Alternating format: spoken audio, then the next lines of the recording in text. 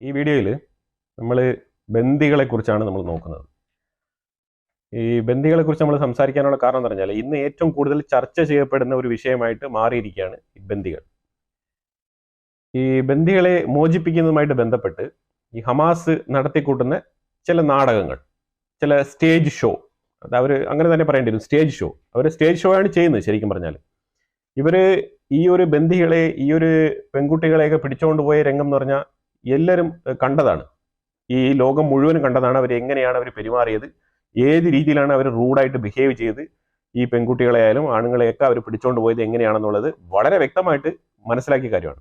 അപ്പൊ ഇതിനകത്ത് ഇങ്ങനെ ഒരു നാടകം നടത്തിയത് കൊണ്ട് മാത്രം ഈ ഹമാസിന്റെ മുഖത്തിരിക്കുന്ന കറുത്ത തുണി അങ്ങ് വെളുത്ത് അവരുടെ മുഖം അങ്ങ് രക്ഷിക്കാമെന്ന് വിചാരിച്ചുകൊണ്ടാണ് അവർ ഈ നാടകം മൊത്തം നടത്തിക്കൂട്ടുന്നത്.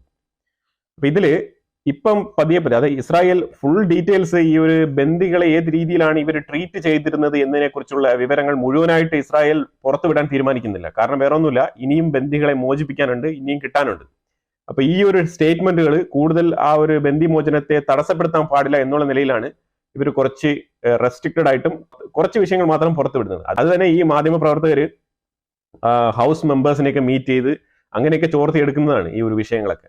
ലൂയിസ് ഹെയർ എന്ന് പറഞ്ഞ ഒരു ബന്ദി ഗസയില് റഫ ഭാഗത്ത് നിന്നാണ് ഇവരെ രക്ഷപ്പെടുത്തിയത്. ഇവരെ ഹമാസ് റിലീസ് ചെയ്തതല്ല, കഴിഞ്ഞ ഫെബ്രുവരിയിൽ ഇവരെ റഫ ഭാഗത്ത് നിന്ന് ആ ഒരു അറ്റാക്ക് നടക്കുന്ന സമയത്ത് ഇവരെ IDF സേന രക്ഷപ്പെടുത്തിയതാണ് അവിടെ നിന്ന്. ഇവര് 2024 ഫെബ്രുവരിയിൽ തന്നെയാണ് ഇവരെ മോചിപ്പിച്ചത്.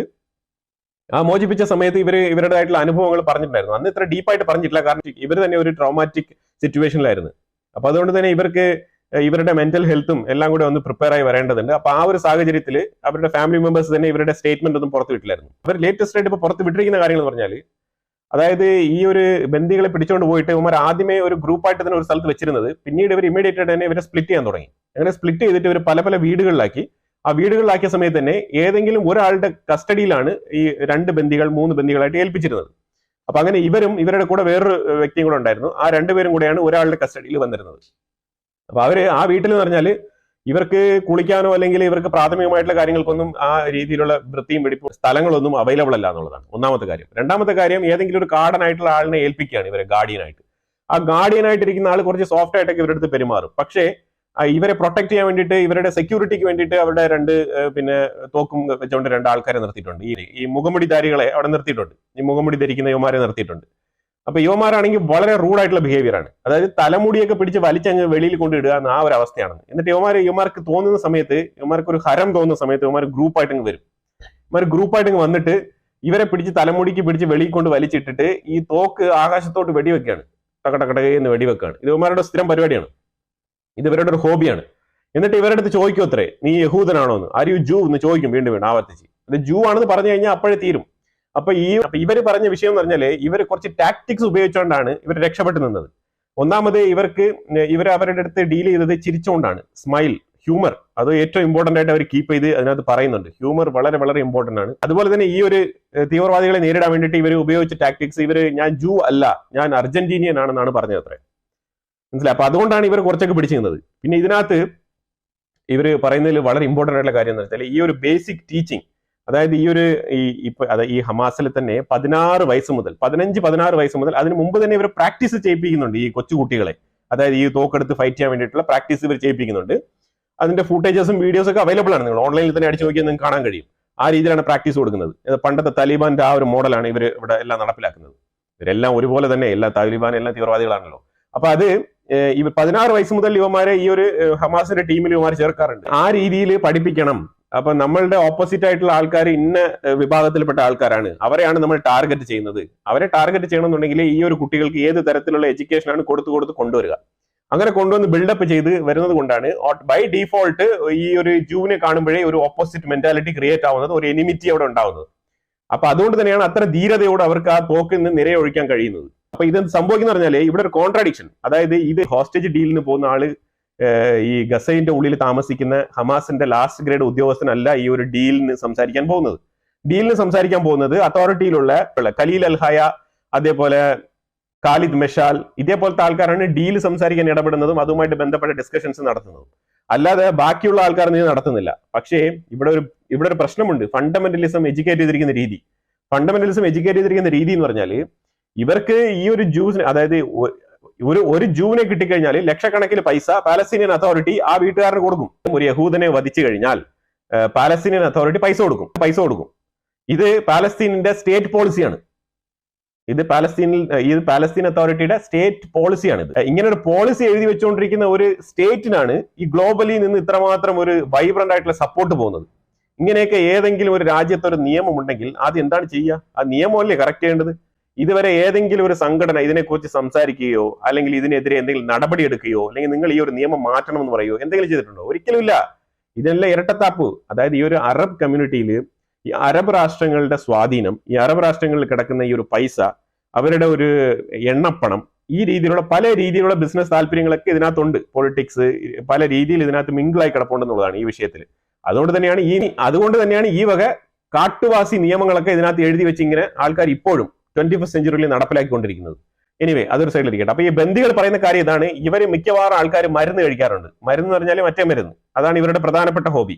അപ്പൊ ഇതിനുള്ള സപ്ലൈ എന്ന് പറഞ്ഞാൽ വളരെ വാസ്റ്റ് ആയിട്ട് ഈ ഒരു സപ്ലൈ നടക്കുന്നുണ്ട് ഈ ഏരിയകളിൽ. അപ്പൊ ഇവര് മിക്ക ആൾക്കാരും ഇതിന് അടിമയാണെന്നാണ് പറയുന്നത്. അതുകൊണ്ട് ഇവര് ഒരു ടൈമിലുള്ള മെന്റാലിറ്റിയിലല്ല മറ്റൊരു ടൈമിൽ പെരുമാറുക. ഇവർ നമ്മളെ കേൾക്കാറില്ല. അവരെന്തെങ്കിലും ഓർഡർ ചെയ്യും, നമ്മളത് ഒബേ ചെയ്യണം. പിന്നെ ഏറ്റവും കൂടുതൽ ഡിഫെൻഡ് ചെയ്യാതിരിക്കുക എന്നുള്ളതാണ്. പ്രതികരിച്ചു കഴിഞ്ഞാൽ ചിലപ്പം ജീവൻ നഷ്ടപ്പെടും. അതാണ് ആ ലേഡി പറഞ്ഞത്. ഇത് ഫെബ്രുവരിയിൽ IDF റെസ്ക്യൂ ചെയ്തെടുത്ത ആ ഒരു ബന്ദി പറഞ്ഞ ഒരു കാര്യമാണിത്. ഇനിയിപ്പോ അതാ 4 ലേഡീസ് IDF സോൾജേഴ്സ് 2 ദിവസത്തിന് മുമ്പ് റിലീസ് ചെയ്യപ്പെട്ടല്ലോ. അതില് ഈ 4 പേർക്കും തന്നെ ഈ 4 പേരെയും തന്നെ ഇവര് ടണലിന്റെ ഉള്ളിലാണ് പാർപ്പിച്ചിരുന്നത് ആദ്യം.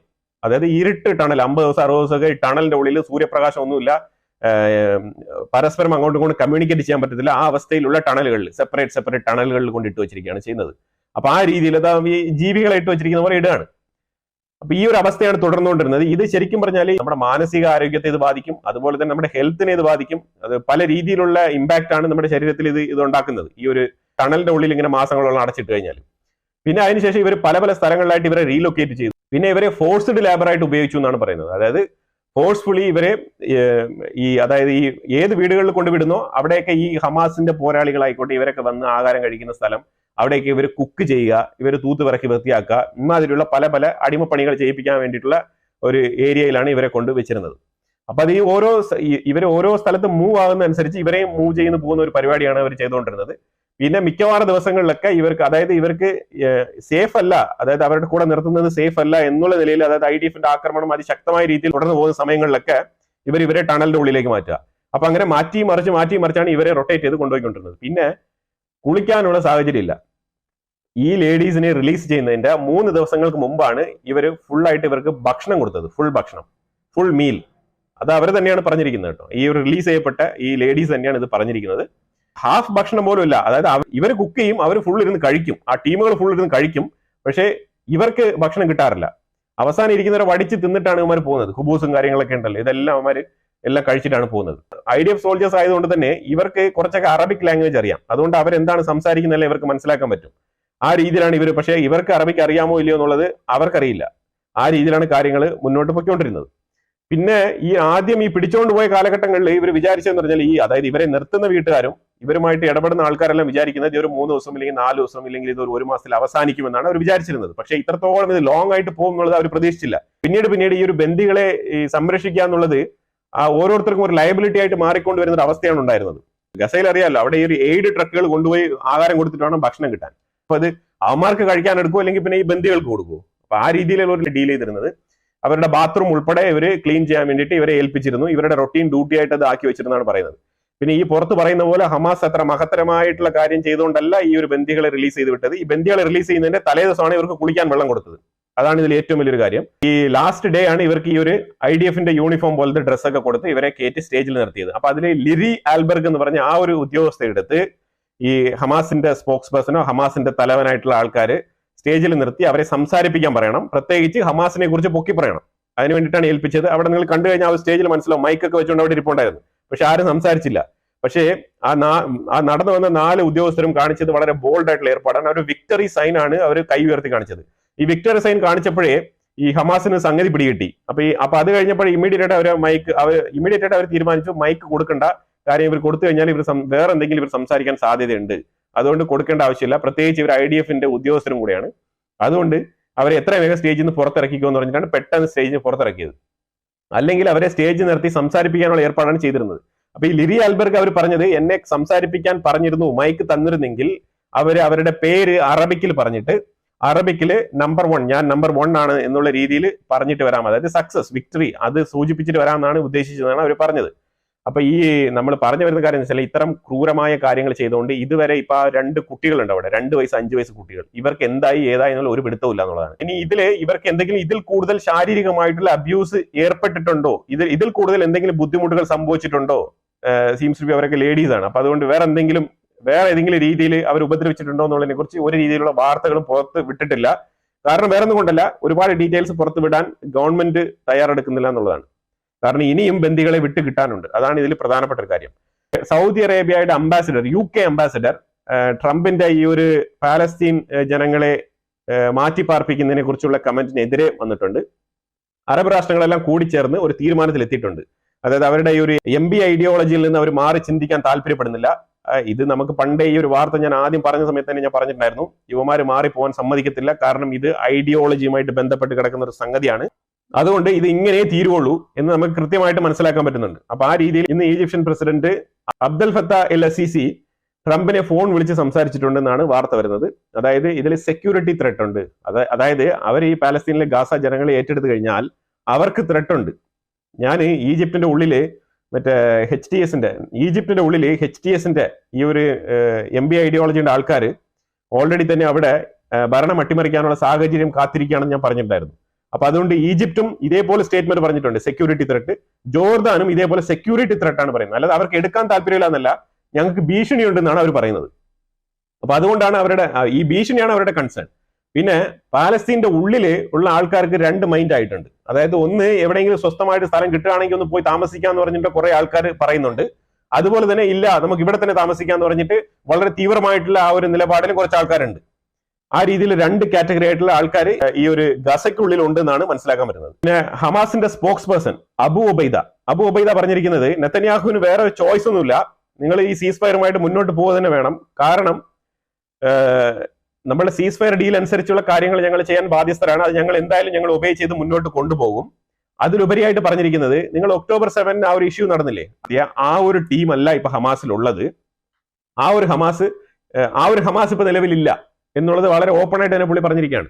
എന്നിട്ട് പറഞ്ഞിരിക്കുന്നത്, ഒരുപാട് പുതിയ ന്യൂ കമേഴ്സ് ആണ് ഇപ്പൊ ജോയിൻ ചെയ്തിരിക്കുന്നത്. അപ്പൊ അതിൽ നിന്നും കുറച്ചുകൂടെ ബലഹീനരായിട്ടുള്ള ഹമാസ് ആണ് ഇപ്പോൾ ഉള്ളത്. അപ്പൊ ഒരു സംഘടന എന്നുള്ള നിലയിൽ ഹമാസിന് വേണ്ടിയിട്ടല്ല, പാലസ്തീനിയൻ ജനങ്ങൾക്ക് വേണ്ടിയിട്ടാണ് ഗാസ. ഇനി ആ രീതിയിലാണ് സംസാരിക്കുന്നത്. ഇതെല്ലാം ഉടായ്പാണ്, അത് വേറെ കാര്യം. ഇവന്മാര് പാലസ്തീനിയൻ ജനങ്ങളും ഹമാസും വേറെയാ, രണ്ടും ഒന്ന് തന്നെ. ഇവിടെ തന്നെയാണല്ലോ അവിടെ ഹയർ ചെയ്യുന്നത്. ഇവർ ജനിപ്പിക്കുന്ന കുട്ടികളെയാണ് അവരെടുത്ത് ഹയർ ചെയ്ത് അവർ എഡ്യൂക്കേറ്റ് ചെയ്ത് അവരുടെ ടീമിൽ ചേർത്ത് ഈ ഒരു യുദ്ധം കൊണ്ട് മുന്നോട്ട് പോകുന്നത്. അപ്പൊ അതുകൊണ്ട് പാലസ്തീനിയൻ ജനങ്ങൾ എന്ന് പറഞ്ഞിട്ട് അങ്ങനെ പ്രത്യേകിച്ച് ഹമാസ് വേറെ പാലസ്തീൻ ജനത വേറെ എന്നൊന്നുമില്ല. പിന്നെ ഈ സിവിലിയൻ കാഷ്വാലിറ്റി ഇതിലൊന്നും യാതൊരു കാര്യമില്ല. ഈ 46,000 പേര് കൊല്ലപ്പെട്ടുന്നുണ്ടെങ്കിൽ ഇവരൊക്കെ ഏതെങ്കിലും തരത്തിൽ ഈ ഒരു ഹമാസ് തീവ്രവാദത്തിനെ വളർത്താനും അവരെ പരിപോഷിപ്പിക്കാനും ഇല്ലെങ്കിൽ ഹമാസ് സംഘടനയ്ക്ക് ഡസൻ കണക്കിൽ കുട്ടികളെ പ്രസവിച്ച് കൊടുക്കാനും അവിടെ ഉണ്ടായിരുന്ന ആൾക്കാരാണ്. അതിലുപരിയായിട്ട് വ്യത്യസ്തമായിട്ട് ഇതിലൊന്നും കാണേണ്ടതില്ല. കാരണം അവിടെ ജനിക്കുന്ന കുട്ടികളെല്ലാം ഇതിനു വേണ്ടി തന്നെയാണ് പോകുന്നത്. അവിടെ ജനിക്കുന്ന കുട്ടികളെല്ലാം ഇവനെ കണ്ടുകൊണ്ടിരിക്കുകയാണ്. ഈ ഒരു ഹമാസ് എന്ന് പറഞ്ഞ ഇവനെ കണ്ടുകൊണ്ടിരിക്കുകയാണ്. ഇവൻ കയറി പോകുന്ന വണ്ടികൾ, ഇവൻ പിടിച്ചോണ്ട് പോകുന്ന തോക്ക്, ഇതൊക്കെയാണ് അവന്റെ ഇൻസ്പിറേഷൻ. അവൻ ഇത് കണ്ടാണ് വളരുന്നത്. യുവമാരി കൊണ്ടുപോകുന്ന വണ്ടിയുണ്ടല്ലോ, ഒരു LCV പോലത്തെ ലോഡ് ക്യാരിങ് വെഹിക്കിൾ, ചെറിയൊരു നിസാന്റെ വണ്ടിയാണ്. പുറയിൽ കുറെ ആൾക്കാരെ ഇങ്ങനെ കയറ്റിയിരുത്തി തോക്കും പിടിച്ചോണ്ട് ഇങ്ങനെ പോകും. മറ്റേ പാണ്ടിപ്പടയിലെ ദിലീപ് പോകുന്ന പോലെ ഒരു വണ്ടിയുണ്ട്, കത്തി പിടിച്ചോണ്ടൊക്കെ പോകുന്നത്. അതേമാതിരി യുവമാരൊക്കെ തോക്കും പിടിച്ചോണ്ട് കയറി പോകും. അങ്ങനെ കയറി പോകുന്ന സമയത്ത് ഈ വണ്ടിയുടെ പുറകില് 100 കണക്കിന് കുട്ടികൾ ഓടുകയാണ്. എന്തിനു ഓടുന്നത്? യുവമാരെ കണ്ട് ഇൻസ്പയർ ആയിട്ടാണ് അവിടുത്തെ യങ് പോപ്പുലേഷൻ മൊത്തം വരുന്നത്. അവിടുത്തെ കുട്ടികൾ എന്ന് പറഞ്ഞാല് ഈ എഡ്യൂക്കേഷനുമായിട്ട് ബന്ധപ്പെട്ട ഒരു ടൈം സ്പെൻഡ് ചെയ്യൽ വളരെ കുറവാണ്. പിന്നെ അവർ ഫുൾ ടൈം ഈ ഫുട്ബോൾ, മെസ്സി, റൊണാൾഡോ ഇതേപോലത്തെ ഫുട്ബോളിന്റെ പുറകിലാണ് ഫുൾ ടൈം. അത് കഴിഞ്ഞാൽ പിന്നെ അവരുടെ ഏറ്റവും മെയിൻ ആയിട്ടുള്ള കാര്യം എന്ന് പറഞ്ഞാൽ ഈ ഹമാസ് തീവ്രവാദികളെ അനുകരിക്കുക എന്നുള്ളതാണ്. ഇത് തന്നെയാണ് അവരുടെ പ്രധാനപ്പെട്ട പരിപാടി. ഈ ഒരു ബന്ദികളുമായിട്ട് ബന്ധപ്പെട്ട് ഇവർ അനുഭവിച്ച ഒരു കാര്യം ഈ ഒരു സ്റ്റേജിൽ നമ്മൾ കാണുന്ന വിഷയമല്ല. ഇതിന്റെ പുറകിൽ നടന്നത് ക്രൂരമായ പീഡനങ്ങളാണെന്ന് പറയാൻ വേണ്ടിയിട്ടാണ് ഈ വീഡിയോ ചെയ്തത്. അപ്പൊ എന്തായാലും ഇതിനെക്കുറിച്ചുള്ള അഭിപ്രായങ്ങൾ കമന്റ് ബോക്സിൽ രേഖപ്പെടുത്തുക. വീഡിയോ ഇഷ്ടപ്പെട്ട് കഴിഞ്ഞാൽ ലൈക്ക് ചെയ്യുക, ഷെയർ ചെയ്യുക. അതുപോലെ തന്നെ നിങ്ങൾ ആദ്യമായിട്ടാണ് ചാനൽ കാണുന്നുണ്ടെങ്കിൽ മറക്കാതെ സബ്സ്ക്രൈബ് ചെയ്യുക. വീണ്ടും അടുത്തൊരു വിഷയമായിട്ട് വരാം. Thank you so much.